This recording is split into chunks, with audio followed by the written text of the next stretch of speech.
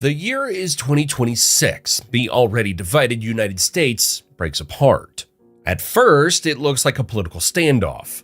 Governors ignore new federal orders. Some National Guard commanders stop answering Washington entirely. Then, energy networks break down, trade stops, and military bases lock down under local control.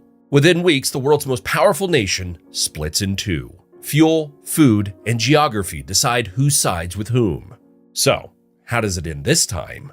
Two great alliances form almost on their own. The first calls itself the Federal Coalition, stretching from the Pacific to the Great Lakes and the Northeast Corridor. California, Oregon, Washington, Nevada, Arizona, Colorado, New Mexico, Illinois, Wisconsin, Michigan, Indiana, Ohio, Minnesota, Pennsylvania, Maryland, Virginia, Delaware, New Jersey, New York, the New England states, and D.C. It holds most of America's tech industry, ports, and about 60% of the GDP. Silicon Valley, Boeing, Lockheed, Wall Street, it's all here. But it's an economy built on long supply lines, imported fuel, and fragile grids. The second alliance rises from the interior. The Continental Alliance, centered on Texas, pulls in Oklahoma, Louisiana, Arkansas, Tennessee, Missouri, Kentucky, Kansas, Iowa, Utah, Idaho, Wyoming, the Dakotas, Nebraska, Montana, West Virginia, the Carolinas, Georgia, Florida, Alabama, and Mississippi. Together, they control every major oil field and refinery in the country, plus half of its farmland. They don't have as much tech, but they can run tanks and feed people almost indefinitely. Two states stand apart. Alaska seizes the moment to go independent, while Hawaii stays neutral, far away from the conflict. So now there are two Americas, and naturally, both are convinced they're the real one. And before a single shot is fired, geography already decides the odds. The Continental Alliance inherits the Army's core. Fort Hood, Fort Benning, and Eglin Air Force Base all lie inside its borders. Texas also takes control of Fort Bliss, which sits right on the New Mexico border. Dozens of armored brigades, B-1 bombers, and hundreds of attack helicopters now answer to local commands. The Federal Coalition holds the oceans. San Diego and Bremerton anchor part of the Pacific Fleet. Norfolk and Groton guard the Atlantic. California alone hosts several carrier groups, but their escorts are spread across federal ports and need constant fuel and support to stay at sea. The coalition also keeps the country's cyber and space infrastructure, Maryland's NSA backbone, Colorado's Space Command, and most major communications networks. This won't necessarily be about who fires first, but about who can keep things running. In the east, North Carolina and Virginia become front lines overnight. At Fort Bragg, something unprecedented happens. The 82nd Airborne Division splits in two. Half its officers side with the Federal Coalition. Half remain loyal to the Continental Command. Armored columns push up I-95 towards Washington and Philadelphia, trying to seize the industrial corridor before it can fully mobilize. But cities slow everything. Every bridge and overpass becomes a choke point. Tanks can't maneuver through suburbs, and drone strikes turn whole neighborhoods into fire zones. In the Midwest, the Mississippi and Ohio rivers become the front line. Continental forces from Missouri and Texas push east, trying to cross into Illinois and Ohio to seize the rail hubs and farmland to keep the federal states supplied. Illinois and Ohio mobilize their National Guards, fortify every bridge, and destroy key crossings to slow the advance. Federal defenders even sink some grain barges intentionally to keep supplies from falling into enemy hands.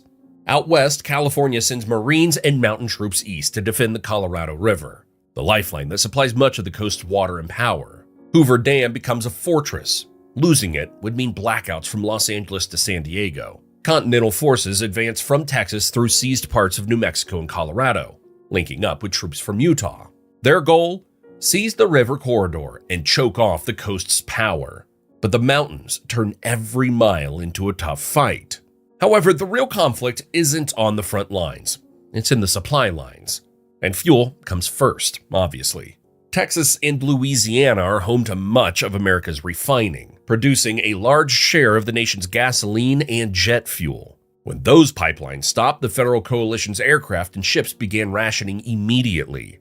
JP-8 jet fuel and diesel become the new currency. The coalition still controls some refinery capacity on the West Coast, but it isn't enough to replace Gulf output. So it looks like imports from farther north, Alaska and Canada. But that creates another problem. Any large shipments naturally become a major target for Continental Alliance's missiles. Food, comes next. The Continental Alliance holds much of the traditional farm belt. States like Kansas, Nebraska, and the Dakotas still produce massive amounts of corn, wheat, and soy. But the federal coalition isn't necessarily starving either. Illinois, Ohio, and the Great Lakes states still grow plenty. And hey, California's Central Valley is one of the most productive regions on Earth.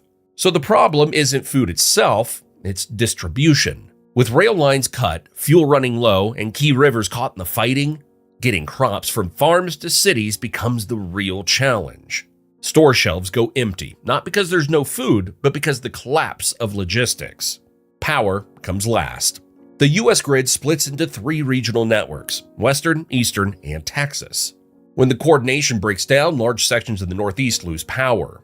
California and the Northwest rely on hydro and solar, but winter demand quickly outpaces what they can produce. Even nuclear plants in states like Illinois and New York risk shutting down if their cooling systems or supply chains are disrupted. Within 6 months, most major cities are dealing with recurring blackouts.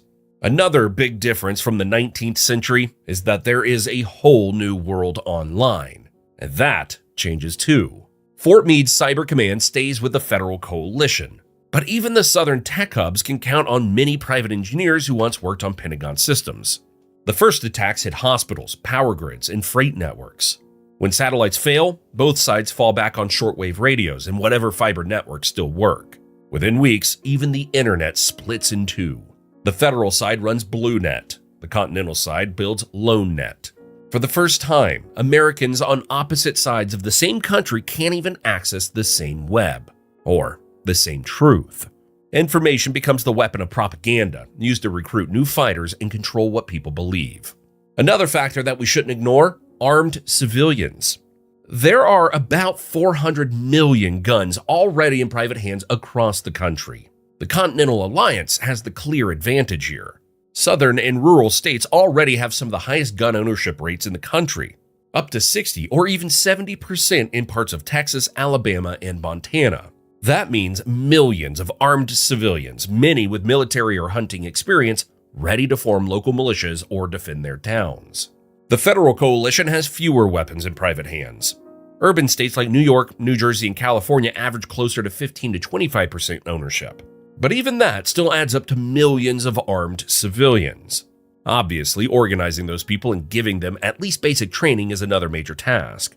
A logistical problem that has to be solved because without it, they could do more harm than good. By the second year, neither side is exactly winning, but one is starving slower. The Continental Alliance's oil and farmland keeps its war machine running.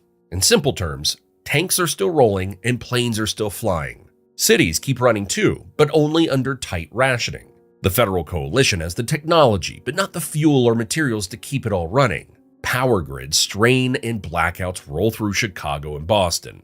Los Angeles shuts streetlights off to save energy. In Seattle and San Francisco, protests break out as shelves empty and supply trucks stop coming. The Mississippi kind of turns into America's version of the Iron Curtain. Southern Abrams units keep higher operational rates.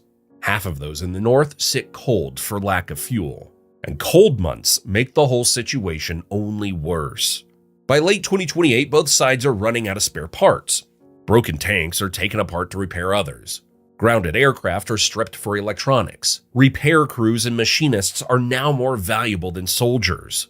The battle is being fought as much in workshops as it is on the battlefield. By mid-2029, the conflict reaches a breaking point. 3 outcomes remain. The first, and most likely, is a continental victory. With oil, farmland, and heavy industry on its side, the interior simply outlasts the coasts. After a long blockade, most federal states accept a ceasefire that reunites the country under continental terms.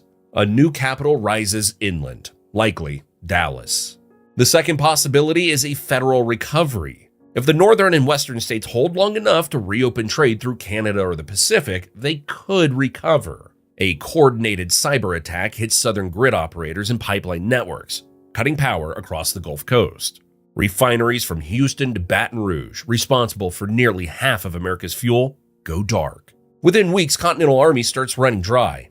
Several Midwestern states, desperate to restore trade, switch sides. The federal coalition then pushes across the Mississippi and forces reunification under a new constitution. The third and least likely is total collapse. Both sides run out of everything. State governments fall apart as militias and local leaders take over. The map splits into a handful of self-reliant groups. The perfect opportunity for another big world player to step in. But that's for another video. And what happens when history's greatest armies attack a modern US base? Watch the video on your screen now. Thanks for watching.